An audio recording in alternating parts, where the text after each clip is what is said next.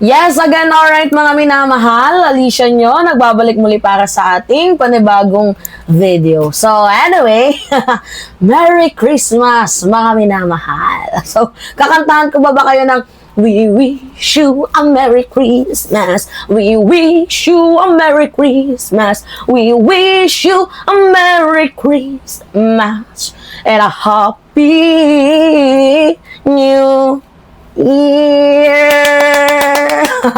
Diba? Anyway, eto, maganda itong pag-uusapan natin. Biglang namas ko si Miman. So, eto, maganda itong pag-uusapan natin.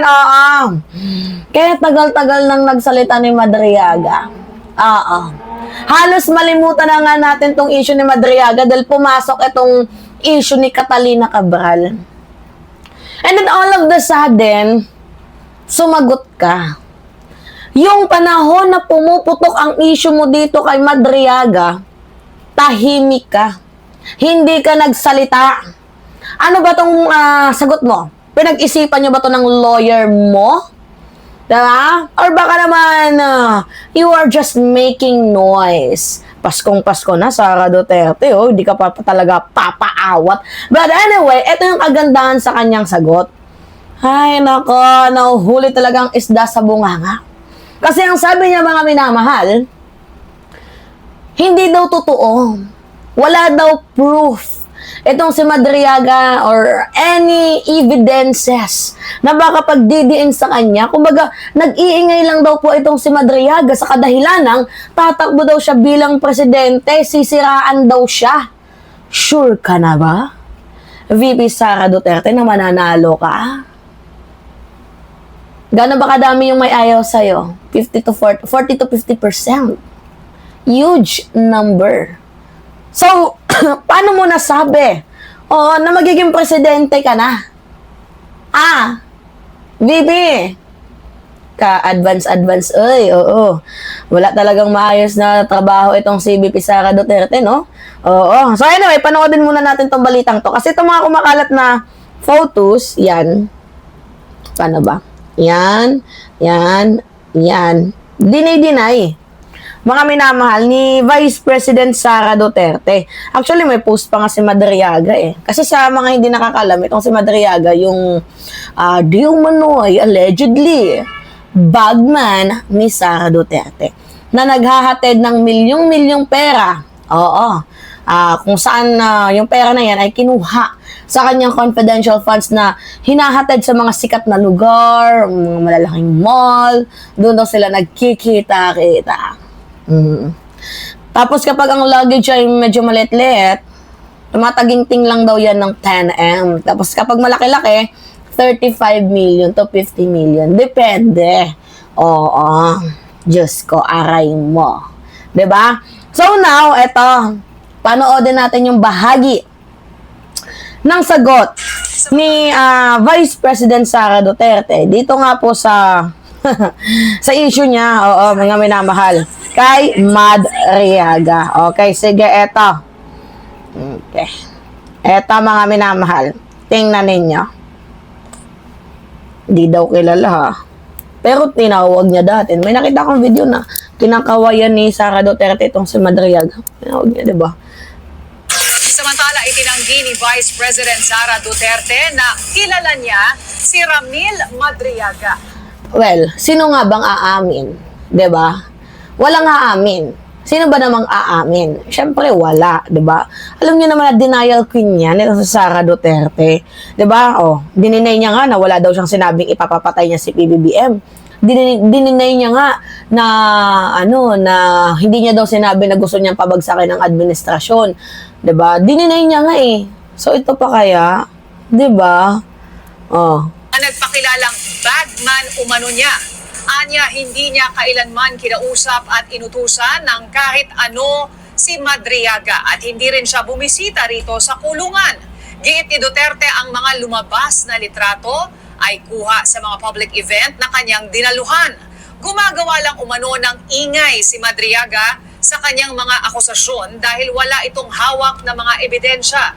Nais lang umanong makalabas ng kulungan ni Madriaga Kaya inilalako niya sa mga otoridad ang kanyang umano'y kasinungalingan para maharang ang posible niyang pagtakbo sa presidential election sa 2020. Yan talaga, dinamay pa talaga na para maharang ang kanya pagtakbo sa Sure na ba? Si Sara Duterte na tatakbo siyang presidente. Sure ka na ba na mananalo ka?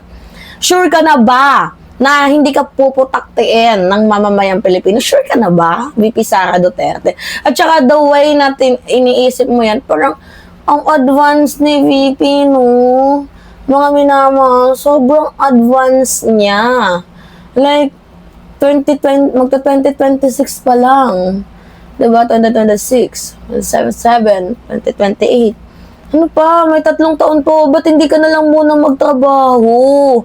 Bakit parang ang bilis? Oo, mga minamahal ng isip mo na tumakbo agad. Nag-early campaign ka na eh. Which is hindi naman dapat. Be a public servant muna. Personal, wag mo munang unahin yung personal na interest mo. Unahin mo muna ang taong bayan. 8. Nakakulong ngayon si Madriaga sa kasong kidnapping. Okay. Ano sabi ng mga commentators dito? Kapal ng mukha ng taong to. Ito lang ang panlaban niya kahit anong sabi ng mga tao pero wala talagang naniniwala kay Sara Duterte. Napakasinungaling talaga ni Sara Duterte. Nakita niya naman si Ramil Madriaga. So, kailan pa ba tayo makakakuha ng matinong sagot dito kay Vice President Sara Duterte? Hindi naman niya sumasagot ng matino, lahat pabalabag eh. At saka yung ginagawa niyang pag-deny, isa lang yung ibig sabihin niyan, mga minamahal, ugali niya na talagang mag-deny ng mag-deny kasi ayaw niyang mapitpit or mapilipit siya. But anyway, sana mas lalong makipag-cooperate ang gobyerno dito kay Ramil Madriaga. Yung phone niya, oo, kunin. Yung mga ebidensya na sinasabi ni Madriaga, yan kunin, oo, ihain sa ombudsman, sa kung saan pa man. Diba? Para nang sa gayon na makita ang totoong katotohanan. Kasi hindi natin alam, baka yung cellphone ni Madriaga, kung saan nandun yung kanilang conversation, baka doon kinuha. Paano ba naman kasi? Kasalanan nyo din naman yan eh. VP Sara Duterte, although mali yung ginawa ni Madriaga, na nag-spill sa'yo, diba? Pero kasi, ang politika kasi, hot and cold lang yan. Bakit mo ba naman kasi kinampihan? Si Harry Roque, ba't mo kinampihan yung baklang hitad? Nagalit si Madriaga kasi ang hinihiling niya lang naman, wag naman angkinin yung mga lupa dyan sa Bataan. Oo. Diba? Kasi may mga kamag-anak siya dyan. Itong si Harry Roque, masyadong gahaman sa lupa. Tingnan nyo ngayon, wala siyang permanenteng tira. So, sobrang gahaman sa lupa, wala na siyang permanenteng tirahan. Oo, mga minamahal, diba? Nakakaloka. O, ngayon, dahil si Roque ang kanilang pinag-awayan, oo, tas kinampihan ni Sara Duterte, walang choice itong si Madriaga, ganun eh di reveal ko na lang yung baho ninyo, diba? Ngayon na ni-reveal ka na, palagi kang pumupunta sa kanyang kustodiya, dyan sa Bikutan. And then, ano yung ginagawa mo? Bumibisita dis oras ng gabi. For what? Ay, pumunta nga doon si Mami Pebs. Doon sa ano na yun eh. Sa lugar na yun eh. Pumunta doon si Mami Pebbles. Sobrang hirap makapasok. Tapos ikaw, Sara Duterte, hating gabi? Eh, bawal bumisita doon ng hating gabi ah. Ano yan? Special ops? Diba?